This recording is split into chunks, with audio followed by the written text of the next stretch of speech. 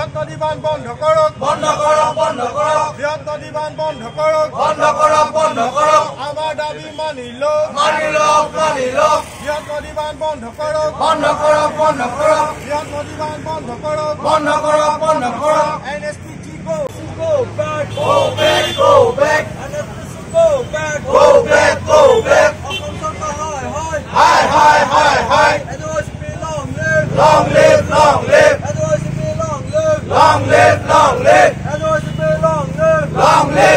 live Himanta বিশ্ব হয় স্পষ্টভাৱে জানে 2008 চনত ৰঙা নদী 400 মেগাৱাটৰ হাইড্ৰ' ইলেক্ট্ৰিকেল প্ৰকল্পৰ পানীয়ে লখিমপুৰত যেতিয়া আমাৰ গণেশ মন্দিৰৰ ওচৰত ৰাস্তা ছিঙি প্ৰহেলিকাৰ সৃষ্টি কৰিছিলে তেতিয়াৰ পৰাই অসম জাতীয়তাবাদী যুৱ ছাত্ৰ পৰিষদে নামনি সোৱণশিৰিত নিৰ্মাণ কৰি থকা নদী বান্ধৰ বিৰুদ্ধে তীব্ৰ প্ৰতিবাদ আৰম্ভ কৰিছিল।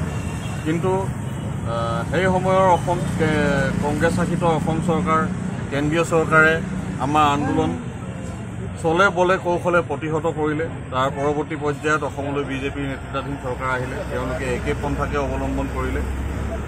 কিন্তু এটা তাৎপৰ্যপূৰ্ণ কথা, প্ৰথম অসমলৈ নদী বান্ধৰ বিৰোধিতা কৰিয়ে বিজেপি চৰকাৰখন আহিছিল।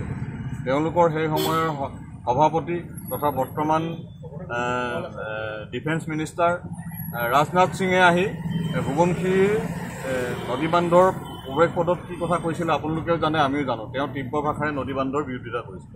কিন্তু আমি আজি আচৰিত খাইছোঁ, সেই একেখন চৰকাৰে বৃহৎ নদী বান্ধ চলে বলে কৌশলে নিৰ্মাণ কৰি নামনি অংশৰ ৰাইজৰ জীৱন আৰু সম্পত্তিৰ সুৰক্ষাৰ প্ৰতি কোনো গুৰুত্ব নিদিয়াকৈ সেইদিনা টাৰবাইন চলোৱাৰ কাম আৰম্ভ কৰিলে, টাৰবাইনৰ পৰীক্ষণৰ কাম আৰম্ভ কৰিলে।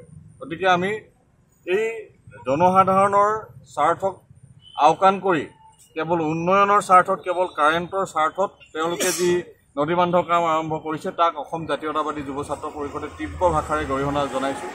আৰু আমি স্পষ্ট ভাষাৰে দাবী জনাইছোঁ কেন্দ্ৰীয় চৰকাৰক যে তেওঁলোকে তৎকালীনভাৱে নামনি সোৱণশিৰি জলবিদ্যুৎ প্ৰকল্পৰ উৎপাদনৰ কাম বন্ধ কৰি নামনি অংশৰ ৰাইজৰ জীৱন আৰু সম্পত্তিৰ সুৰক্ষাৰ কথা প্ৰথমতে চিন্তা কৰক। কিন্তু ইয়াৰ অন্যথা তেওঁলোকে বৃহৎ গণতান্ত্ৰিক প্ৰতিবাদৰ সন্মুখীন হ'ব লাগিব। অসম জাতীয়তাবাদী যুৱ ছাত্ৰ পৰিষদে সদায় জনসাধাৰণৰ লগত থাকি জনসাধাৰণৰ হকে মাত মাতি আহিছোঁ। আমি আৰু স্পষ্ট ভাষাৰে কেন্দ্ৰীয় চৰকাৰক জনাই দিব বিচাৰিছোঁ যে জনসাধাৰণৰ সহযোগতে পৰৱৰ্তী পৰ্যায়ত কিন্তু আমি বৃহৎ গণতান্ত্ৰিক আন্দোলন NSPCৰ বিৰুদ্ধে, ভাৰত চৰকাৰৰ বিৰুদ্ধে গঢ়ি তুলিবলৈ বাধ্য হ'ম। জাতীয়তাবাদী যুৱ ছাত্ৰ পৰিষদৰ সমগ্ৰ জিলাতে, যিমানকেইখন সমগ্ৰ জিলাতে আজি বৃহৎ নদী বান্ধ বন্ধৰ দাবীত আমি অৱস্থান ধৰ্মঘট কাৰ্যসূচী ৰূপায়ণ কৰিছোঁ। প্ৰথম কথা। দ্বিতীয় কথাটো হৈছে কি, বৃহৎ নদী বান্ধে অসমৰ সভ্যতা সংস্কৃতিক কেনেদৰে ধ্বংস কৰিব বা কেনেদৰে ধ্বংসৰ মুখলৈ ঠেলি নিব, এই গোটেই বিষয়খিনি ইতিমধ্যে বিশেষজ্ঞ সমিতিয়ে যেতিয়া প্ৰতিবেদন দাখিল কৰিলে বা তাৰ চূড়ান্ত, তাৰ পৰৱৰ্তী পৰ্যায়ত এতিয়া অসমৰ সৰ্বসাধাৰণ ৰাইজেও গম পোৱা হৈছে যে বৃহৎ নদী বান্ধ যে সৰ্বসাধাৰণ ৰাইজৰ কাৰণে কিমান বিপদজনক। আমি সেই কথাখিনিলৈ নাযাওঁ, কিন্তু আমি অসম জাতীয়তাবাদী যুৱ ছাত্ৰ পৰিষদে পূৰ্বৰ পৰা আমাৰ যিটো স্থিতি আছিলে সেই স্থিতি আজিও অটল।